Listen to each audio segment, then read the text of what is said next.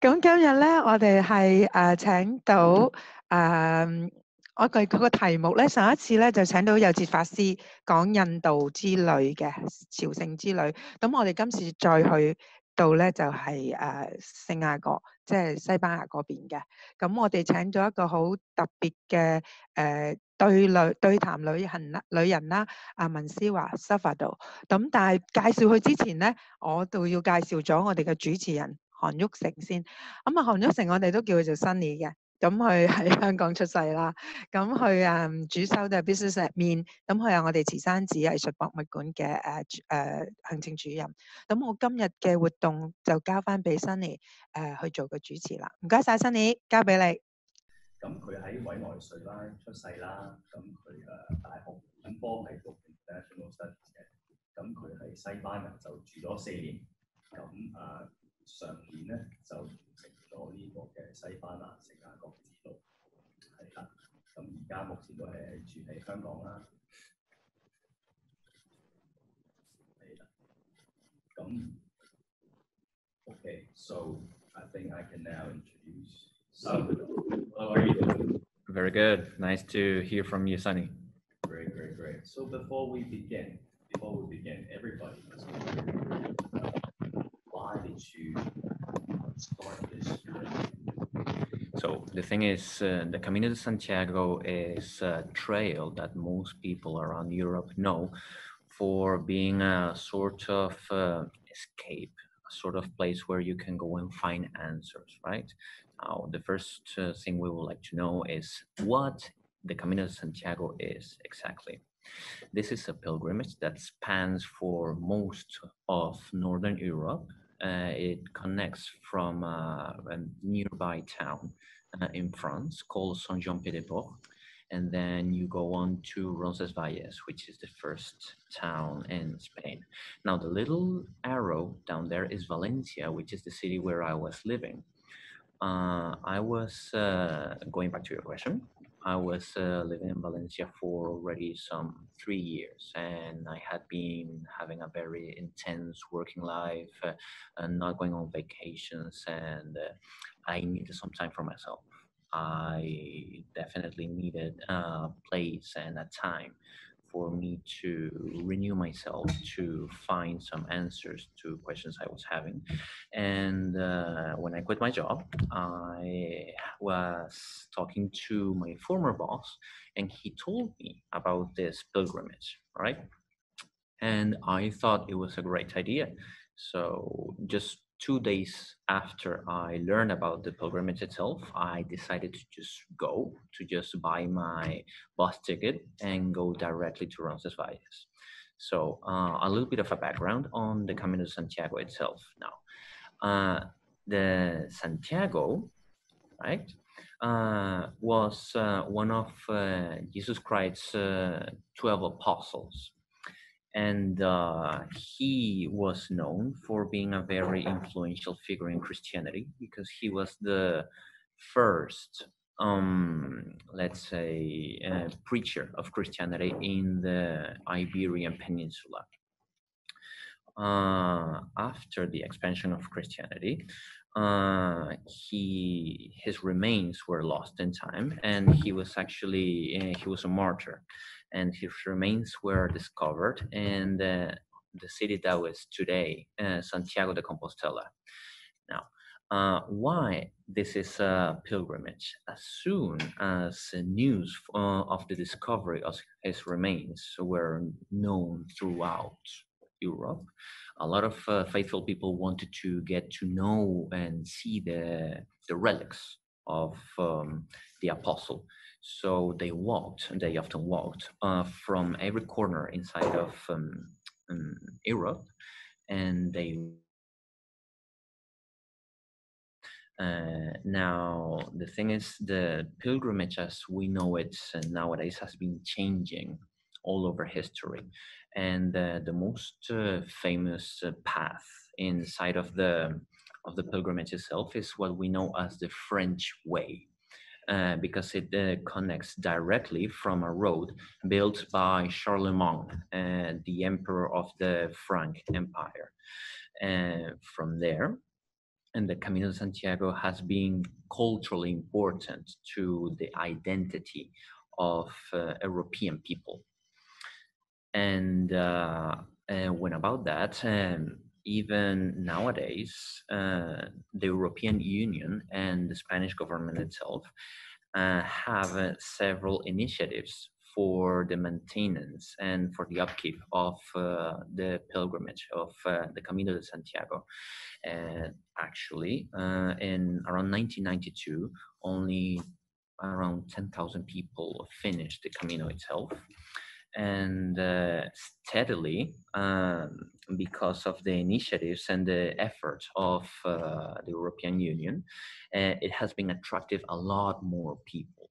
So in only the span of around some 5 years, steadily it has gone from having 10,000 pilgrims finish the Camino in 1992 to having 100,000 people finish the Camino in 2008, and then 300,000 pilgrims finishing in 2018. So this means that there's a lot of people who go. There's 300,000 people. It's a lot of people walking for 30 days along a span of 800 kilometers. Okay. So should we start with the next slide explaining about the emergence of this path, shall we? Right. All right.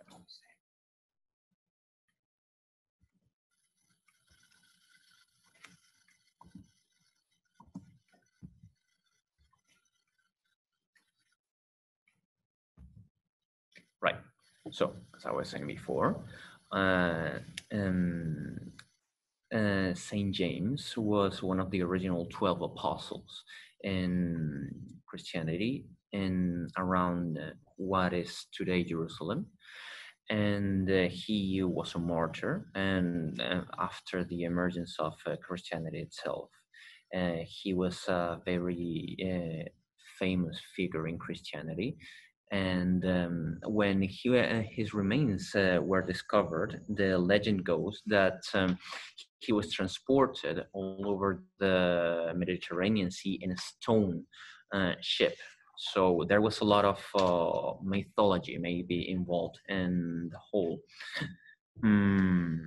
story of the apostle himself. But what we know is that his discovery of his remains was confirmed around the 12th century after Christ. From there, as I said before, it started becoming more famous, and there were roads built for the sake of the pilgrimage in the span of 400 years. Now, as I was saying before, the Camino de Santiago itself is funded by the European Union and Spain, and in this map we can see all of the maintained roads today, and that direct from all corners of Europe. You can actually start the Camino de Santiago from England if you would like to do so, from Sweden. A lot of people, for example, extend the Camino de Santiago and start in France. So it's not only 800 kilometers, for example, it can be even 1,600 kilometers, making it a very long hiking trail. Usually, the traditional way of doing the Camino de Santiago is either by foot or by bike. Some people can actually even do it by horse. I did see a couple of people doing it by horse, and there's a lot of people who do it by bike. You can see many different kinds of people from all backgrounds. I remember there was a couple who started in Vietnam, the Camino de Santiago, going by bike in a span of time that was more than 4 months. And the Camino de Santiago is actually maintained by volunteers who do the Camino de Santiago once, feel the life-changing experience, and they want to stay and help other pilgrims complete it and be part of the experience of the pilgrimage.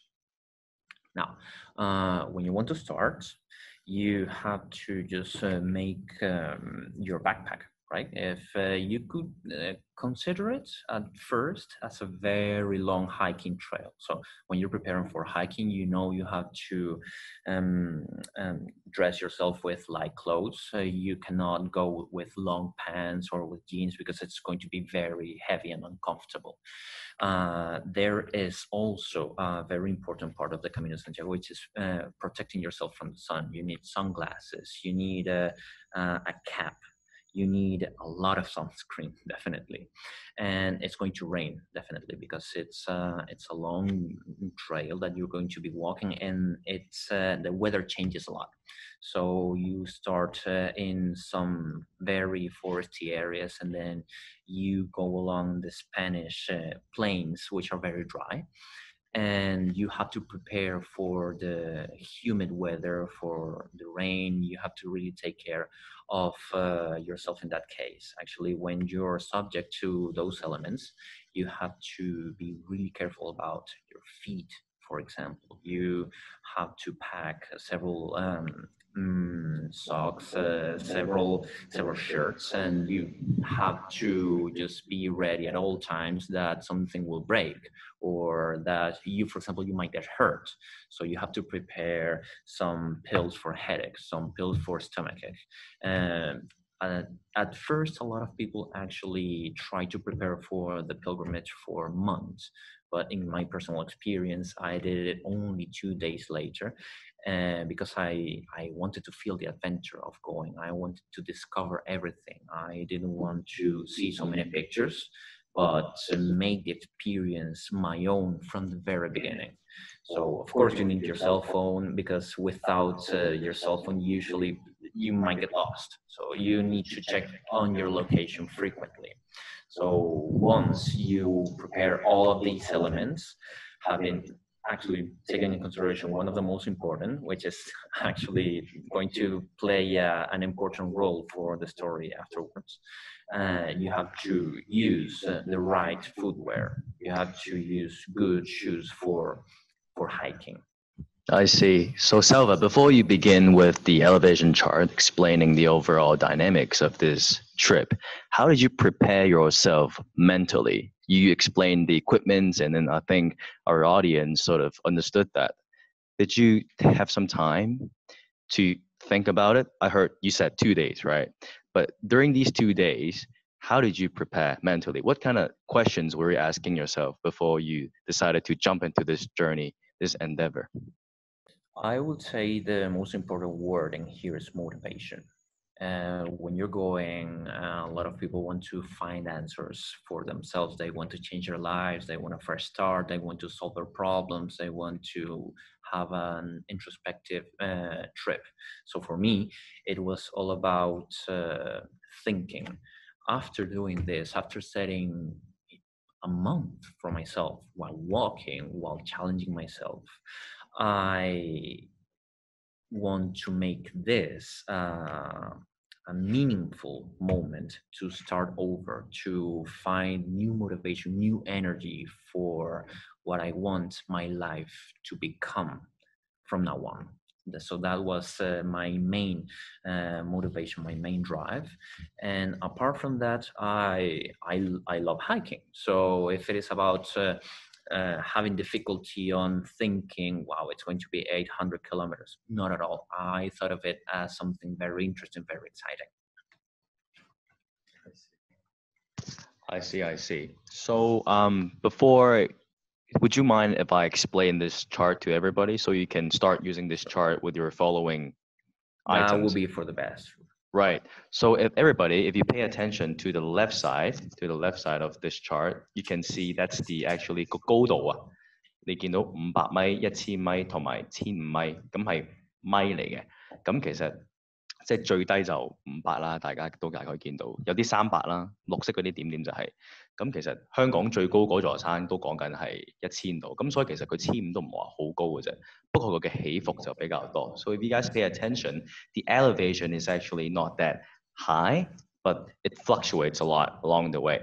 So if you look at the horizontal 打橫嗰條線, so it ranges to up until 800 kilometers, 800公里. So we start this looking at this chart from the right hand side. 我哋由右邊開始嘅，就去左邊咁樣樣。咁 Salvador 咧就會逐個點去講一講佢親身嘅經歷同埋佢大概嘅領悟係咩嘢。咁陣間我會再講一講佢經歷咗3個唔同嘅階段嘅。So Salvador, I was explaining to everyone that you experience 3 different phases, which I will be explaining later on. So, right. So if you pay attention to the blue area, the blue little star, it's the turning point. 咁喺嗰個位置咧 ，Salvador 係自己心靈上邊有啲巨大嘅改變，即係行咗大概300公里之後，佢係自己有一啲體會嘅。咁陣間佢會同大家講解一下。Okay, so I think Salvador, I think this is pretty well explained. So you can go ahead with your journey. Excellent. So I started from Valencia, and usually you start in any other bigger city closer to the start of the Camino, which is either San Juan de Port or in Roncesvalles, which is the first town, the first Spanish town for the Camino de Santiago. So this is a beautiful place that has a very fresh weather. It's not very hot. You can see a lot of fields in the way when going in the bus. And when you step down, the first thing you see is a very big church, which also serves as an administrative base for receiving all the people either entering from France or starting the Camino from Spain itself. And in here you just see people not talking too much to each other, not being very interested in sharing or anything. Just you see them very focused on walking and on the environment, because it's all very new for most people who are starting for the first time. So this feeling of finding out new things, being actually excited by nature around you is something that takes completely your attention in the first place.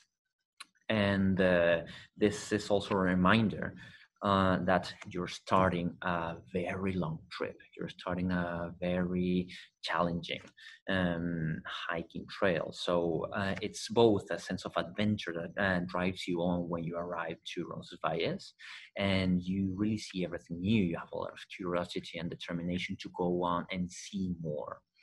So after Roncesvalles, and there's a long stretch of rocky trails. You have almost all of the Camino de Santiago is actually dirt trails. So in this slide, you can see a little bit of something that you're going to see all over the Camino de Santiago. In the right, you have some arrows and some mounds that have a shell. Now, those are indicators for telling you where to go or to tell you that you're going in the right way. Something that they usually repeat a lot in the Camino de Santiago is that if you don't see an arrow in 30 minutes, you have to go back because you might be lost. And it's actually easy to get lost without directions because it's a wide landscape, and you have a lot of roads. It's actually a pilgrimage that goes along a lot of cities and towns where a lot of people live. So you need to locate yourself all the time, and this is why preparing a map, preparing at least a cell phone is so important. And every night when you're going to sleep, you're going to find a very unique place called an albergue. An albergue is sort of, you could say it's like a hostel, right? However, because the Camino de Santiago is such a long experience and it's promoted by the European Union and by Spain, most of these albergues are funded by the government, and in some of them, sometimes you don't have to pay anything to sleep in there, or you have to pay only a very small fee, let's say 4 euros, 5 euros. And some of them actually you can eat for free. So it's a very selfless experience. And as you progress, the experience changes. You start sharing a lot of food, a lot of happiness with the other pilgrims. But what you feel at first is that you're sharing your space with a lot of new people, a lot of strangers. So you feel apprehensive sometimes at first. But at the end of the Camino, you definitely feel like you're at home when you get to those places, because after walking for 8 hours, 10 hours, the first thing you need is a bed, just rest for a little bit. So this is actually that physical experience of the Camino. You, first of all, you need to pay attention to scheduling yourself. You need to know when you're going to wake up. You need to know around what time you're going to get to your daily destination. So you have to plan from where do I start? When do I eat? To which town do I stop to rest? Where am I going to sleep? Because if you don't pay attention to these details, you're probably going to have a bad time. Actually, this was a big mistake for me and a good life lesson, because I didn't investigate almost at all in the beginning. As I told you before, I just went 2 days after I learned about the Camino de Santiago, so I didn't know how challenging it might be. So the first day, I remember I walked around 12 to 13 hours, and I was exhausted. And I walked for so long because I didn't know when to stop. So this was like a wake-up call. You need to plan, to schedule yourself. And when you're planning, you also need to check on the weather report to see if you need to get out your raincoat, to see if, what kind of footwear you're going to use. And when you're walking for so long, something that tends to happen is that you want to be comfortable when walking for so long. So you usually pack a lot, and usually some people end up having a backpack of 12 kilos, 10 kilos. So you need to be mindful about the weight that you're carrying. And also, when you're walking for so long, if you don't have an adequate footwear, your feet are going to get very hurt. And you need to take care of your feet as well. You need to change your footwear often. And apart from this, apart from putting your attention on all of these details about planning, you start being very excited about getting to meet so many different kinds of people. You meet people from Asia, from South America, from North America, from all over Europe. So it's very even overwhelming at some points. The many things you have to pay attention to. So, in the first big city that you see after starting is Pamplona. You may have seen the bullfightings and the people who run with the bulls behind them. This is the city most famous for it. So in bigger cities like this, you usually tend to have bigger albergues. You need a lot new, interesting people, but it's usually the place where you actually start being aware of the pain feet. So for me, in this city, I started having really trouble to walk. I started having blisters in my feet that were really painful. And as I kept on walking, I got to the first important elevation in the Camino de Santiago, which is Monte del Perdon. It's translated as the Mount of Forgiveness. And this was a historically important place because even if it is not very tall, it is around 500 meters tall, 400 and something, you have an incredible view of the landscape around you. The horizon is, it feels infinite, and people feel very inspired when they reach this place. So when you keep on walking with for so long, you sometimes get to see the same people. And I met some very interesting people in this exact place. In the picture, I met two Buddhist monks who became very unique and central people for my whole journey, because I learned from them a lot.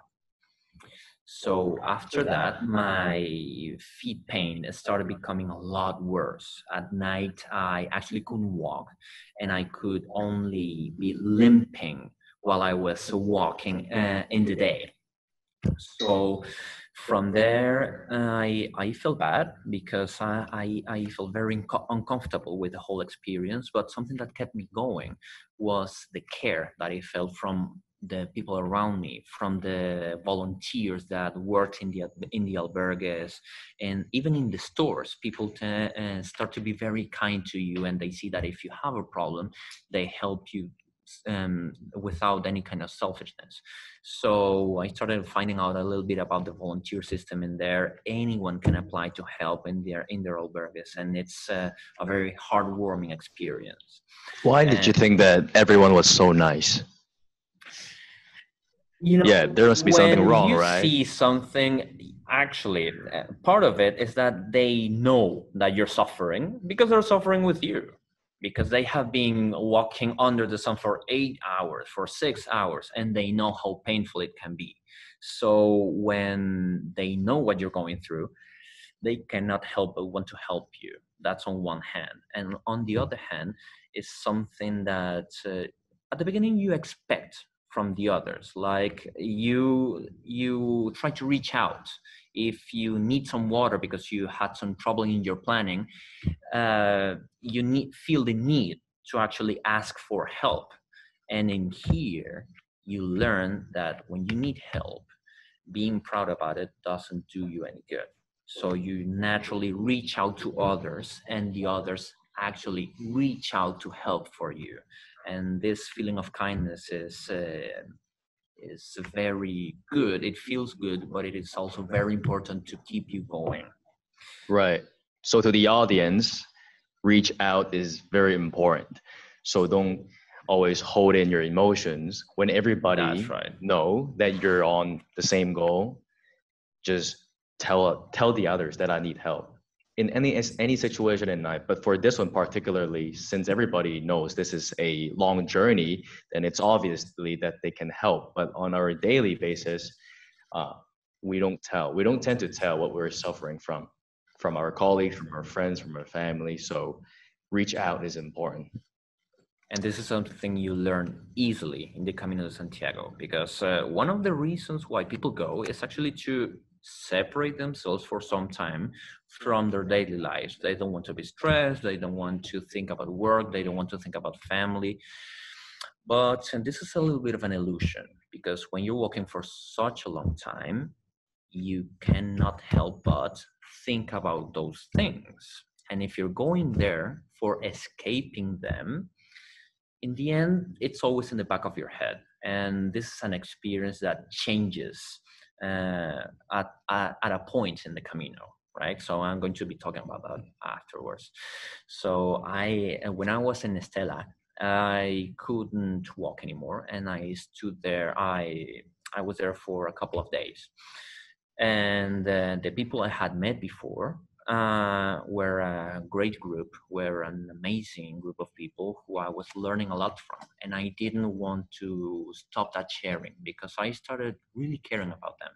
So I did my best to try and get better, to try and recover energy. And I caught up to them in the next big city, which is Logroño. It's a city of bridges, because there's an important river going near the city, and architectonically speaking, it's beautiful, and the bridges themselves are very artistic.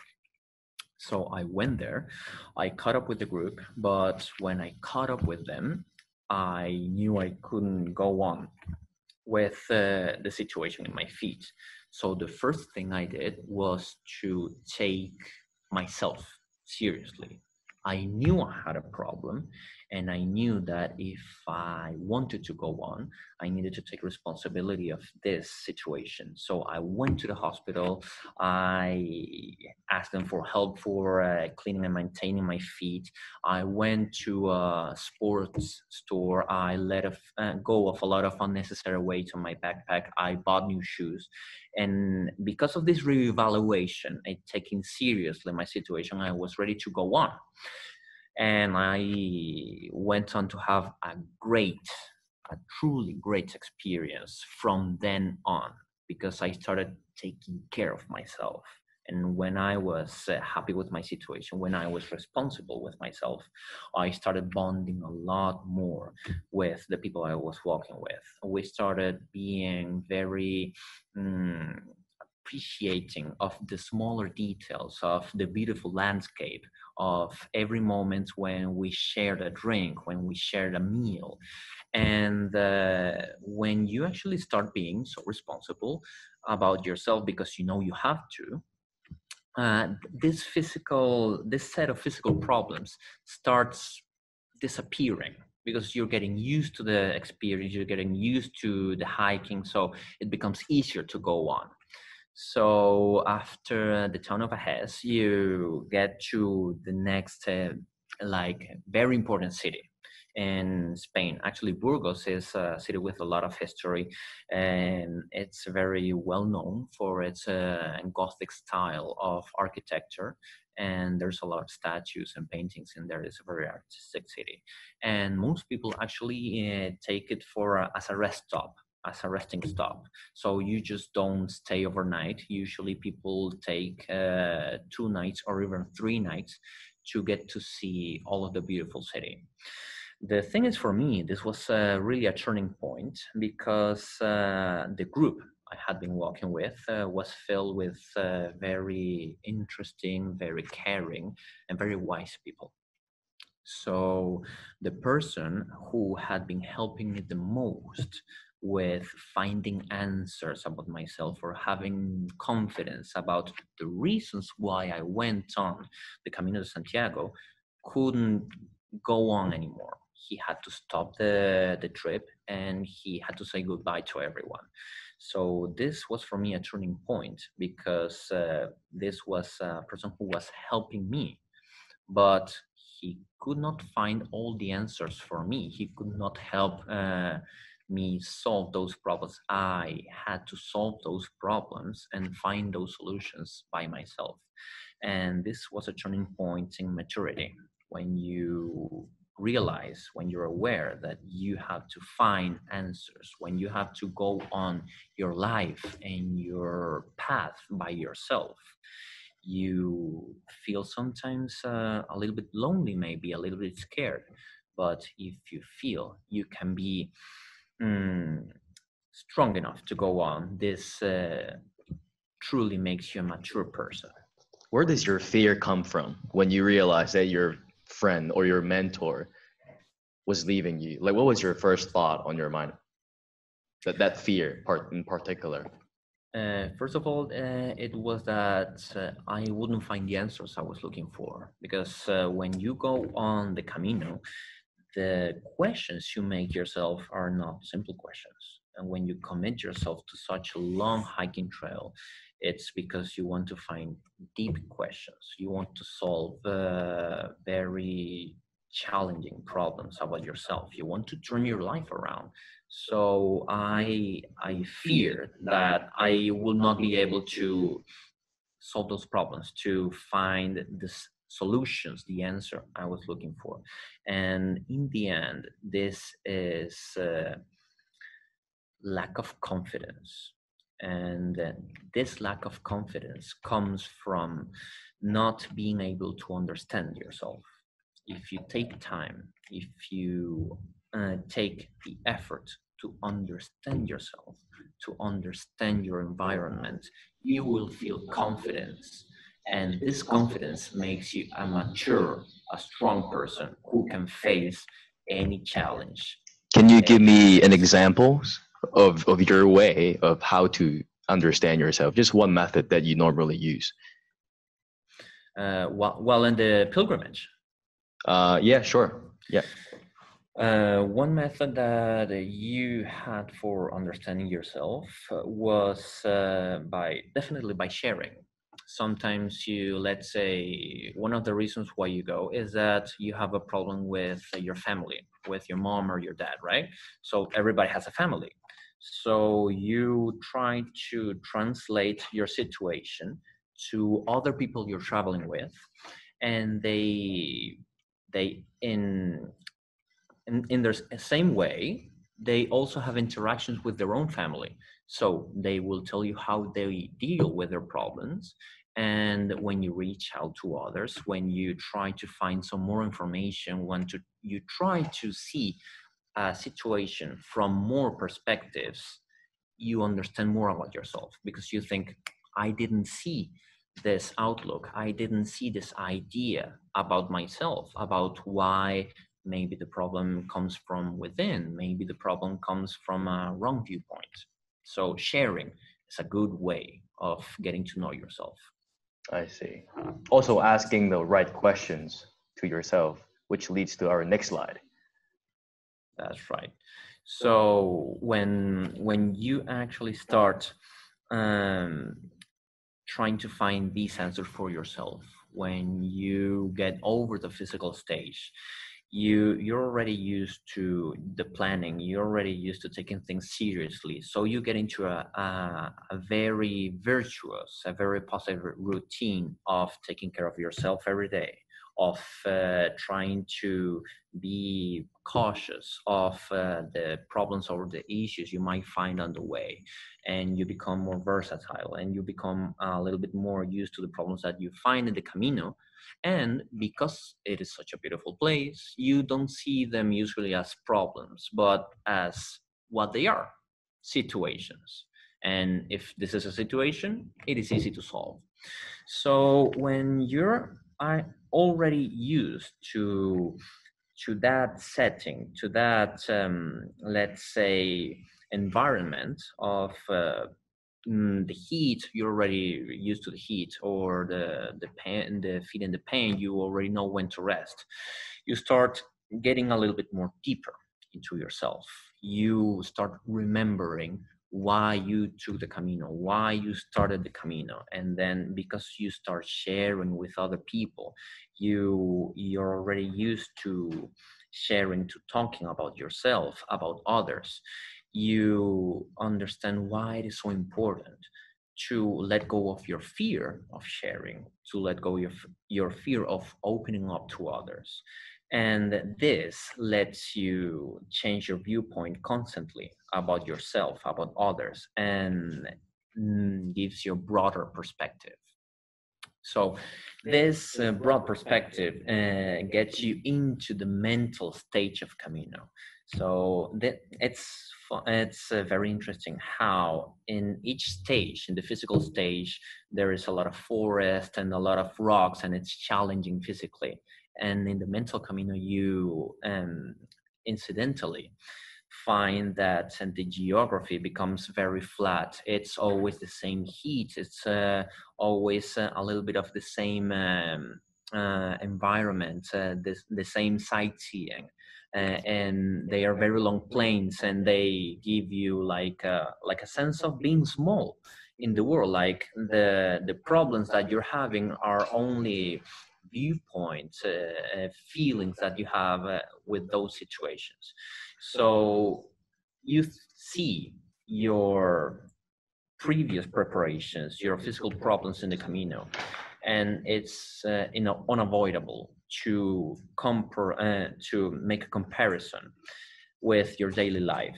You think of how the problems you have with your family, with your job, with your everyday, they are situations.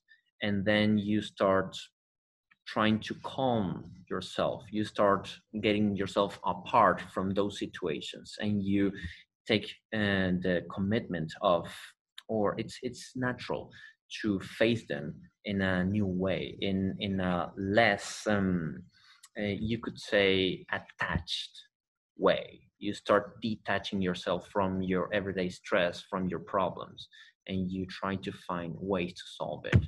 And because sharing is so important for solving those problems, you know the importance of coexisting with others. When you know you have problems, when you know there's other people with problems, and you know how good it is when people help you, you start trying to help others, trying to open up to others. And when you plan, when you are very serious about that scheduling, every day the Camino becomes easier, and you see, and you have a sense of reward every day when you go to the albergue and you finally can get to rest. So this mindfulness and meditation of setting yourself apart from your problems, for detaching yourself from your everyday situations, is something that definitely gives you another viewpoint, better viewpoint, and gives you tools to solve your problems. So, right, before we go into Leon, can you explain a little bit about, so to the audience, the first stage was physical, which was preparation, which was about the walking, the heat, your body, fluctuations, etc. But now 嗰個係第一個階段嚟嘅。咁因為呢個我哋成個 PowerPoint 有3個階段啦。咁第一間係 physical， 咁而家 Salvador 係進入咗第2個階段啦 ，which is 係 mental. And Salvador, can you explain, like when you speak about mental, what were you thinking about when you were walking in your phase 2? Because you said the road was more stable, the views are more stable, so there's not much excitement, right, in the phase 2 period. Agree? So when you are in that situation, that mode, do you talk to yourself, or do you ask yourself questions? Do you throw away stuff in your brain and start focusing on yourself? It's inevitable. It's, of course you do. I mean, on one side, you have been walking every day for 8 hours. You only do 2 things in the Camino de Santiago. You walk and you think. So when you're thinking so much, it's like in meditation. If you have ever tried meditation yourself, you know that in the first stages, you usually tend to be annoyed by, for example, your feet itch, or you have a headache, or you're hungry, or there's a fly going around you. So inevitably, you pay attention to those situations. But if you take a commitment to meditation, you stop paying attention to those small things, to those small annoyances, to those small issues, and you start realizing, I am thinking about this. I am having this internal process. So when you start detaching yourself from your physical problems, from your environment, you naturally switch to a more internal process. So you start thinking, what am I going to do tomorrow? But as you go on with meditation, you know that for the sake of the practice, you also stop this mindset, this incessant stream of thoughts, but you recognize it. So the mental stage of Camino is recognizing how much time, how much effort and energy you spend in thinking and in worrying and about feeling, and not about actually solving problems or about enjoying yourself. So this is what I mean by the mental part of the Camino. And that's why this city was, it's the city of León is a very important city, and Spain too is a big city, and it has a lot of beautiful architecture. I think you know about Barcelona, right? You know about this huge church in Barcelona called the Sagrada Familia, which was built by the architect Gaudí. There's some Gaudí buildings in León, and might feel that you could be tempted to spend some more time in the city, maybe rest as you do in Burgos, but you are so into the process of thinking, of changing, of your own mental process that you like the Camino, you want to go on walking, so you want to keep on your rhythm, so you don't stop, you feel confident on your own growth. So this is what you start feeling in this stage of Camino. A lot of people stop at Lyon. The pilgrims, actually, not many. Okay. This is what I mean by confidence. They are so into the process, into the rhythm of the Camino, that they want to go on. They want to find more about themselves.